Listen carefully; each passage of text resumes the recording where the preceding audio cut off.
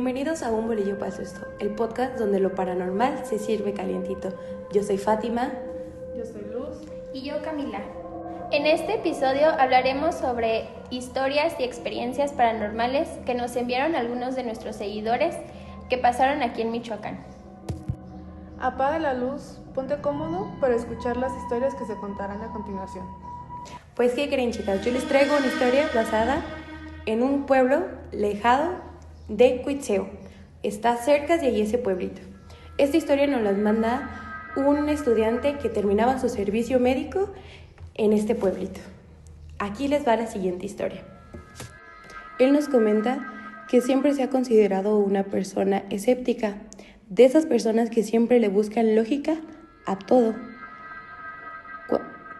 Cuando él llega a realizar su servicio médico en un centro de salud cerca de ese pueblito, algunos compañeros le hacían comentarios de que por las noches se escuchaban ruidos extraños dentro de un lugar en específico, pero él nunca le dio una importancia, hasta que de pronto, una madrugada, estando completamente solo, cerca de las 12:30 de la mañana, comenzó a escuchar que algo lo hizo levantarse de la cama. Eran unos ruidos de bancas metálicas arrastrándose en la recepción. Pensó que podía ser cualquier cosa. Al acercarse, el sonido se detuvo de golpe, como si estuviera notando su presencia. Después, los ruidos se volvieron cada vez más cerca, hasta que decidió encender todas las luces y esperar en la recepción.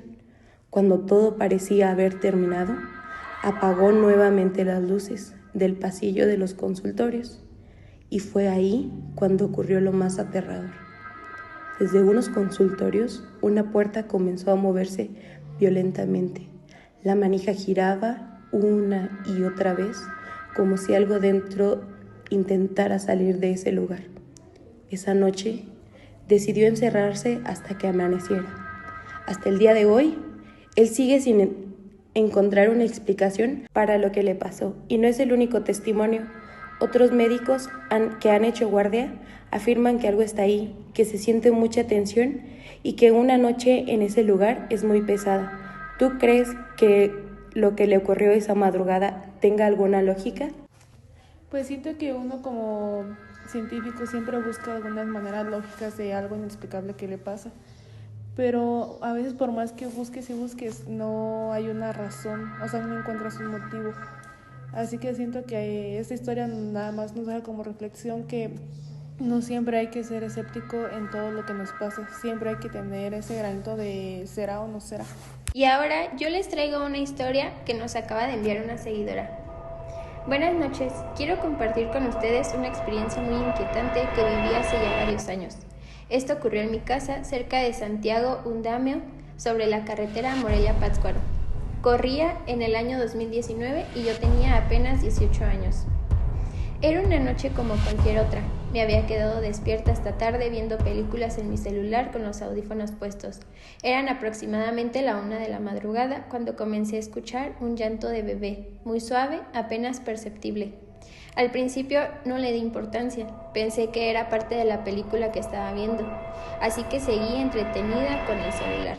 Sin embargo, al pasar unos minutos, el llanto volvió a escucharse, esta vez un poco más fuerte.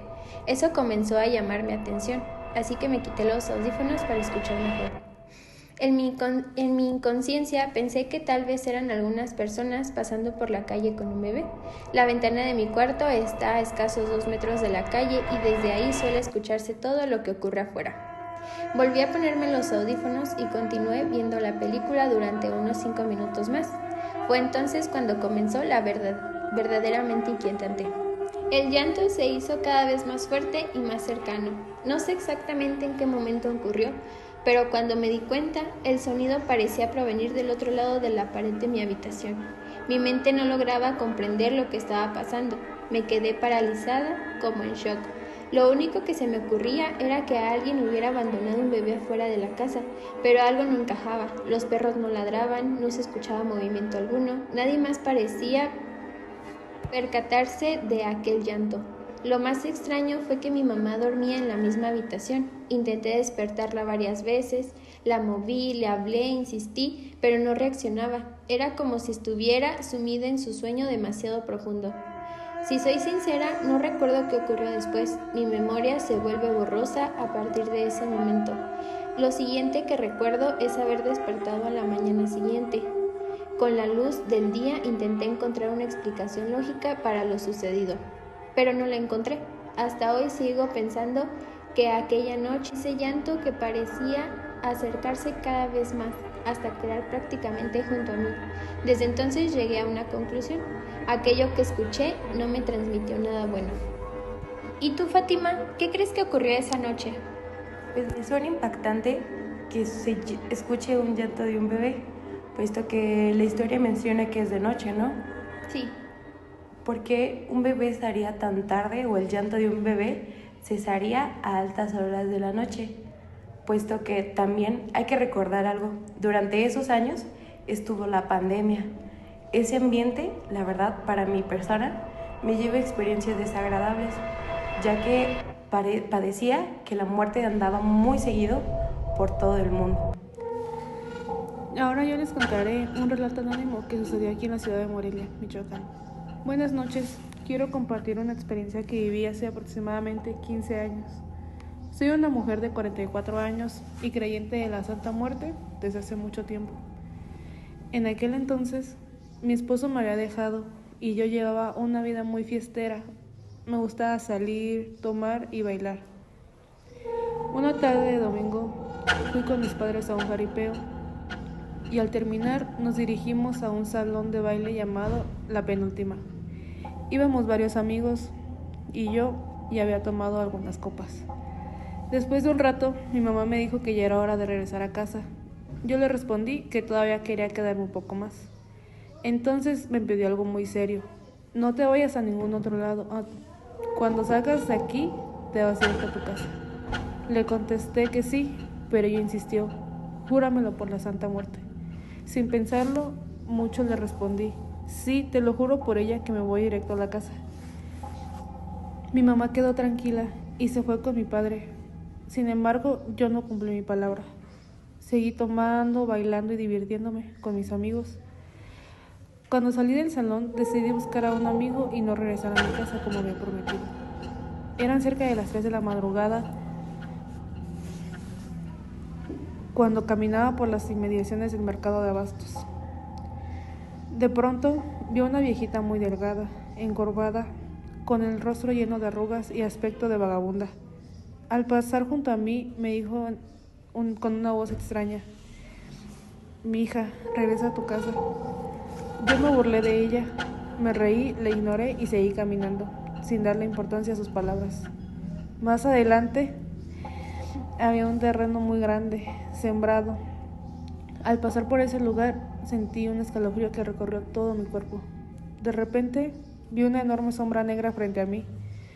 No tuve tiempo de reaccionar. Aquella cosa me empujó con una fuerza impresionante y me lanzó al suelo. Después de eso no recuerdo nada. Cuando recuperé la conciencia, estaba tirada, adolorida, llena de arañazos y golpes por todo el cuerpo. Apenas podía caminar, me sentía muy confundida, aterrada y sin entender qué había sucedido. Logré llegar a mi casa, pero durante mucho tiempo no pude sacar de mi mente aquella experiencia. Hasta el día de hoy no sé qué fue lo que vi aquella madrugada, no sé si aquella viejita intentó advertirme de algo o si solo fue consecuencia de haber faltado a mi promesa.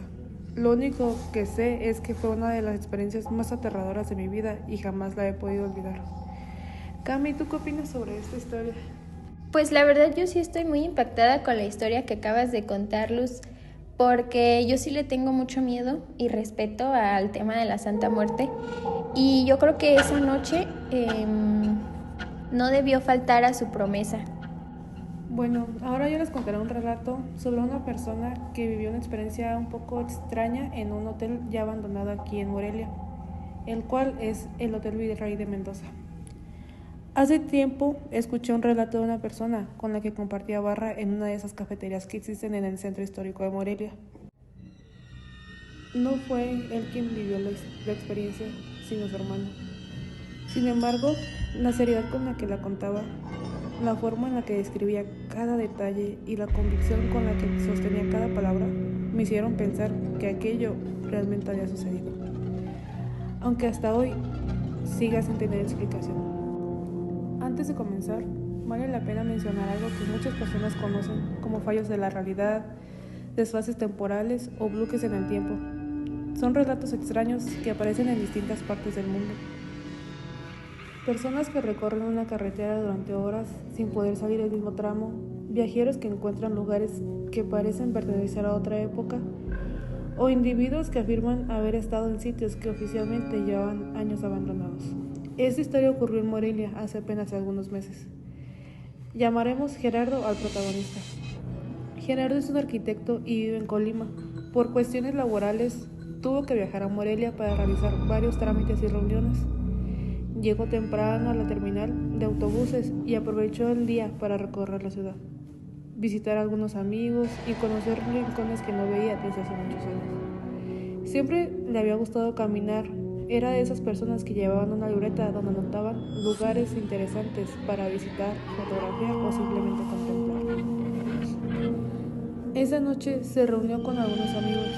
La conversación fue tan agradable que cuando se dieron cuenta ya era cerca de las 11 de la noche. Sus amigos le ofrecieron hospedaje, pero Gerardo prefirió seguir recorriendo la ciudad. Les pidió únicamente que lo dejaran cerca de la plaza de Capuchinas. Mañana nos vemos para desayunar, les dijo. Yo buscaré algún hotel por aquí. Después de despedirse, comenzó a caminar. Subió por Vasco de Quiroga, admiró algunos edificios históricos, recorrió parte de la antigua Valladolid y siguió avanzando por las calles iluminadas del centro. Pasó por la Plaza Valladolid, caminó hacia San Agustín y continuó observando la arquitectura que tanto la apasionaba. Cuando finalmente decidió buscar alojamiento, ya era cerca de la 1 de la madrugada. Entonces recordó un hotel que había visto anunciado años atrás, un edificio antiguo, elegante y emblemático, ubicado enfrente a la Plaza de Armas, el Hotel Virrey de Mendoza. Sin pensarlo demasiado, cruzó la plaza y se dirigió hacia él. Lo que vio le pareció muy extraño desde el principio. El hotel está abierto. Había luz en la recepción y algunas personas trabajando. Sin embargo, todo parecía descuidado. Había polvo en algunas superficies y el ambiente se sentía extraño, como si el edificio hubiera permanecido cerrado durante mucho tiempo. Aún así, fue atendido por un recepcionista que le asignó una habitación. Pagó en efectivo y al no haber cambio disponible, le dijeron que se lo entregarían al día después. Poco después apareció un recamarero para ayudarlo con su equipaje. Durante el trayecto por las escaleras, Gerardo intentó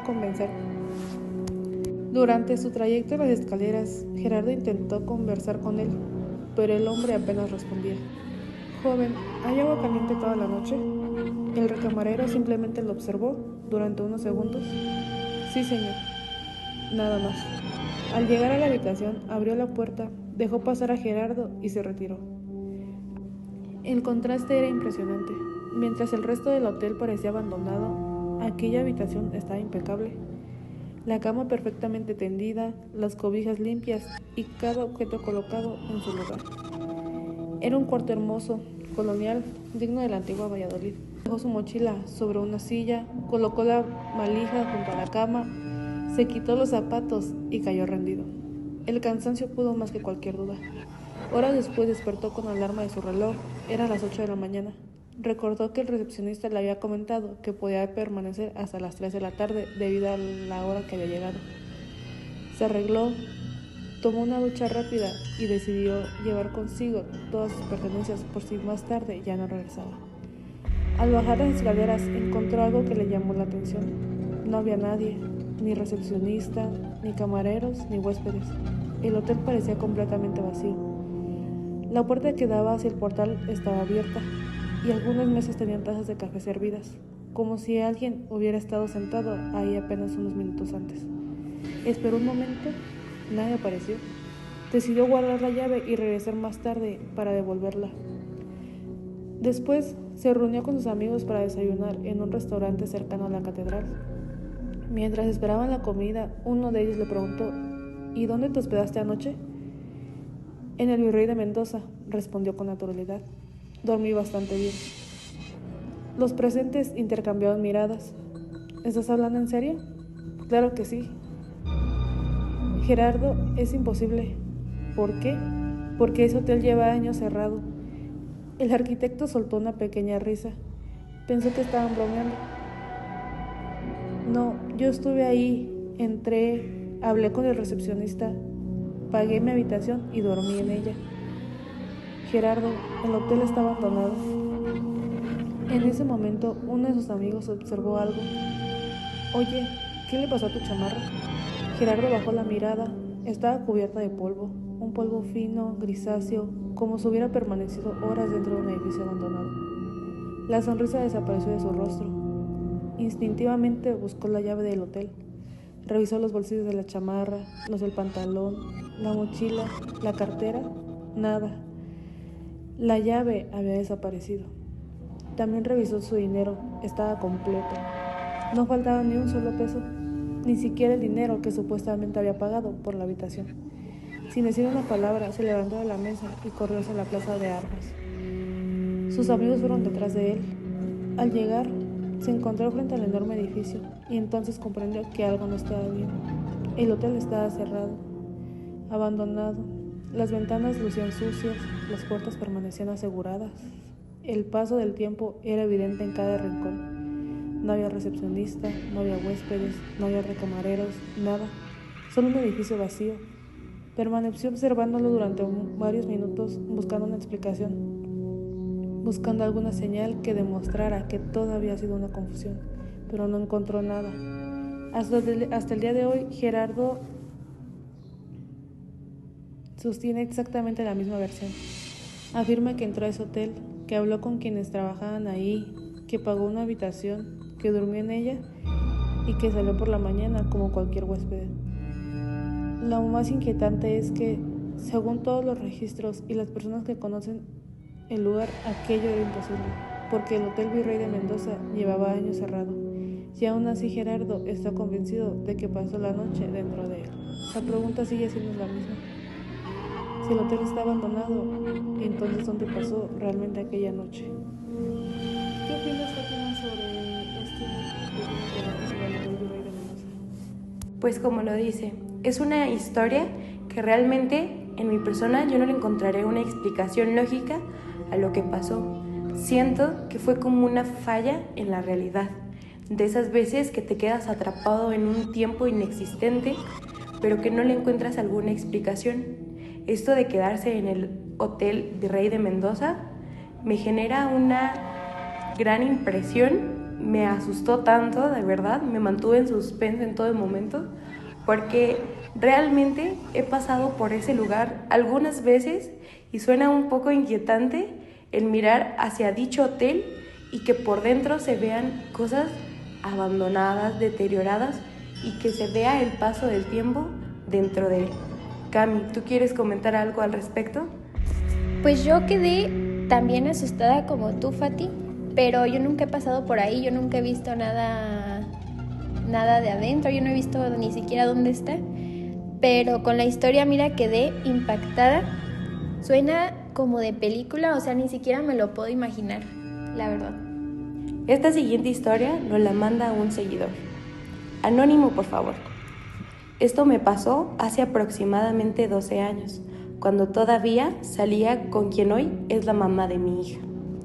En aquellos tiempos traía una motocicleta a cargo 125 blanca. Mi novia vivía por la zona de Vistabella, arriba de Casa de Gobierno, y yo acostumbraba a subir por atrás, pasando. Que lo dejaran cerca de la plaza de Capuchinas. Mañana nos vemos para desayunar, les dijo. Yo buscaré algún hotel por aquí. Después de despedirse, comenzó a caminar. Subió por Vasco de Quiroga, admiró algunos edificios históricos, recorrió parte de la antigua Valladolid y siguió avanzando por las calles iluminadas del centro.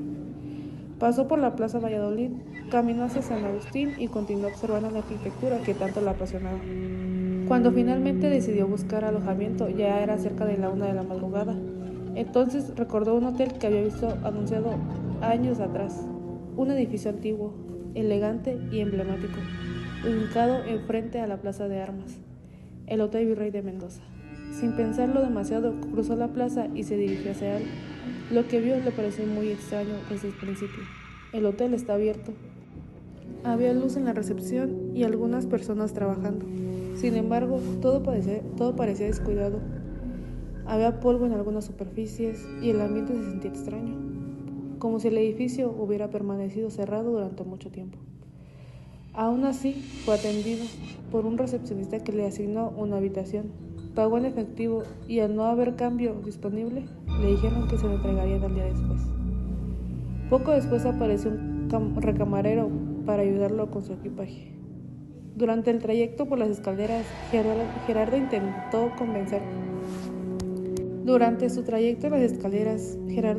conversar con él, pero el hombre apenas respondía. «Joven, ¿hay agua caliente toda la noche?» El recamarero simplemente lo observó durante unos segundos. «Sí, señor». Nada más. Al llegar a la habitación, abrió la puerta, dejó pasar a Gerardo y se retiró. El contraste era impresionante. Mientras el resto del hotel parecía abandonado, aquella habitación estaba impecable. La cama perfectamente tendida, las cobijas limpias y cada objeto colocado en su lugar. Era un cuarto hermoso, colonial, digno de la antigua Valladolid. Dejó su mochila sobre una silla, colocó la valija junto a la cama, se quitó los zapatos y cayó rendido. El cansancio pudo más que cualquier duda. Horas después despertó con la alarma de su reloj. Eran las 8 de la mañana. Recordó que el recepcionista le había comentado que podía permanecer hasta las 3 de la tarde debido a la hora que había llegado. Se arregló, tomó una ducha rápida y decidió llevar consigo todas sus pertenencias por si más tarde ya no regresaba. Al bajar las escaleras encontró algo que le llamó la atención. No había nadie, ni recepcionista, ni camareros, ni huéspedes. El hotel parecía completamente vacío. La puerta que daba hacia el portal estaba abierta y algunas mesas tenían tazas de café servidas, como si alguien hubiera estado sentado ahí apenas unos minutos antes. Esperó un momento, nadie apareció. Decidió guardar la llave y regresar más tarde para devolverla. Después se reunió con sus amigos para desayunar en un restaurante cercano a la catedral. Mientras esperaban la comida, uno de ellos le preguntó: «¿Y dónde te hospedaste anoche?» «En el Virrey de Mendoza», respondió con naturalidad. «Dormí bastante bien». Los presentes intercambiaron miradas. «¿Estás hablando en serio?» «Claro que sí». «Gerardo, es imposible». «¿Por qué?» «Porque ese hotel lleva años cerrado». El arquitecto soltó una pequeña risa. Pensó que estaban bromeando. «No, yo estuve ahí, entré, hablé con el recepcionista, pagué mi habitación y dormí en ella». «Gerardo, el hotel está abandonado». En ese momento, uno de sus amigos observó algo. «Oye, ¿qué le pasó a tu chamarra?» Gerardo bajó la mirada. Estaba cubierta de polvo, un polvo fino, grisáceo, como si hubiera permanecido horas dentro de un edificio abandonado. La sonrisa desapareció de su rostro. Instintivamente buscó la llave del hotel. Revisó los bolsillos de la chamarra, los del pantalón, la mochila, la cartera. Nada. La llave había desaparecido. También revisó su dinero. Estaba completo. No faltaba ni un solo peso, ni siquiera el dinero que supuestamente había pagado por la habitación.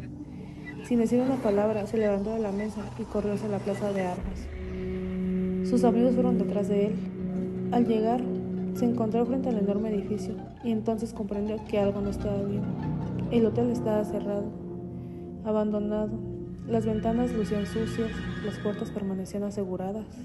El paso del tiempo era evidente en cada rincón. No había recepcionista, no había huéspedes, no había recamareros, nada.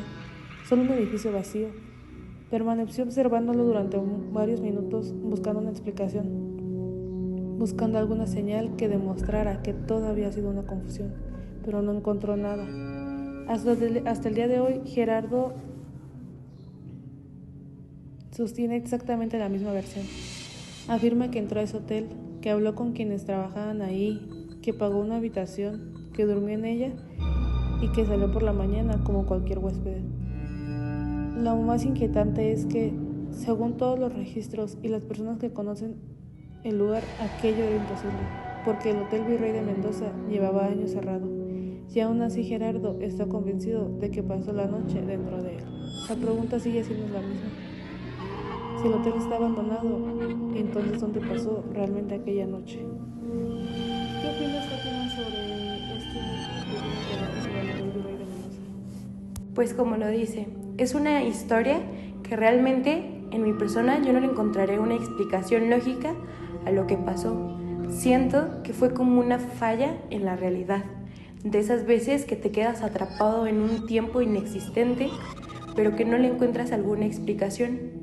Esto de quedarse en el hotel de Rey de Mendoza me genera una gran impresión, me asustó tanto, de verdad, me mantuve en suspenso en todo el momento, porque realmente he pasado por ese lugar algunas veces y suena un poco inquietante el mirar hacia dicho hotel y que por dentro se vean cosas abandonadas, deterioradas y que se vea el paso del tiempo dentro de él. Cami, ¿tú quieres comentar algo al respecto? Pues yo quedé también asustada como tú, Fati, pero yo nunca he pasado por ahí, yo nunca he visto nada de adentro, yo no he visto ni siquiera dónde está, pero con la historia, mira, quedé impactada. Suena como de película, o sea, ni siquiera me lo puedo imaginar, la verdad. Esta siguiente historia nos la manda un seguidor. Anónimo, por favor. Esto me pasó hace aproximadamente 12 años, cuando todavía salía con quien hoy es la mamá de mi hija. En aquellos tiempos traía una motocicleta a cargo 125 blanca. Mi novia vivía por la zona de Vistabella, arriba de Casa de Gobierno, y yo acostumbraba a subir por atrás, pasando por los cerritos, para salir rumbo al panteón y de ahí continuar hasta su casa. Recuerdo perfectamente que era un jueves entre las 7 y 8 de la noche. Al pasar por la zona cercana a la escuela de Kipling, me metí por una calle de terracería junto a un arroyo para hacer una necesidad.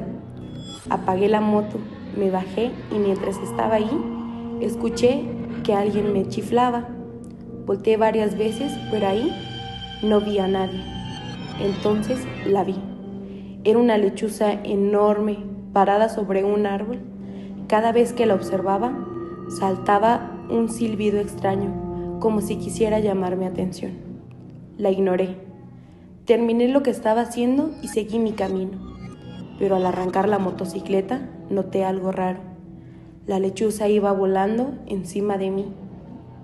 Durante todo el trayecto, avanzó de árbol en árbol, acompañándome y lanzándome aquellos silbidos inquietantes. Cuando llegué a la casa de mi novia, la lechuza se posó sobre un árbol enorme y estaba frente a la vivienda.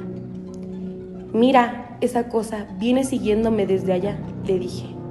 Ella se asomó, tomó unas piedras y comenzó a aventármelas hasta que finalmente el ave se fue. Ahí terminó todo, o al menos eso creí. 3 días después, el domingo, asistí a un cumpleaños de una tía de ella. Tomé unos tragos y cuando decidí regresar, ya eran cerca de las 2 o 3 de la mañana.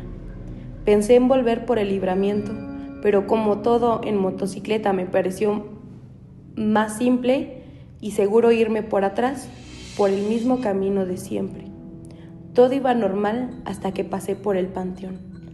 Al acercarme al mismo lugar donde había detenido la lechuza aquella noche, escuché varios perros ladrando. Volteé, no vi nada. Aceleré un poco. Los ladridos continuaban. Volví a mirar y nada. Pero los perros seguían ladrando como si algo viniera detrás de mí. Entonces sentí como se me enchinaba todo el cuerpo. Le di más velocidad a la moto. Los ladridos seguían y fue cuando bajé la mirada y ahí estaba, corriendo junto a mí, un perro completamente rojo, no café, no anaranjado, rojo, de un rojo intenso, imposible de confundir. Corría pegado a mi pierna izquierda y ladraba sin parar. Lo más extraño era que no intentaba morderme, solo corría al lado mío, ladrando una y otra vez. Yo aceleraba cada vez más, 70, 80, 90 kilómetros por hora, y aquel animal seguía exactamente a mi lado. No importaba cuánto le exigiera a la motocicleta, no se quedaba atrás. Sentía que el corazón se me iba a salir del pecho. No pensé en rezar, no pensé en nada, solo quería llegar a mi casa. Cuando entré a Cerritos, pasé los topes y me acerqué al templo que está junto a la primaria. Volteé nuevamente, fue entonces cuando el perro comenzó a quedarse atrás.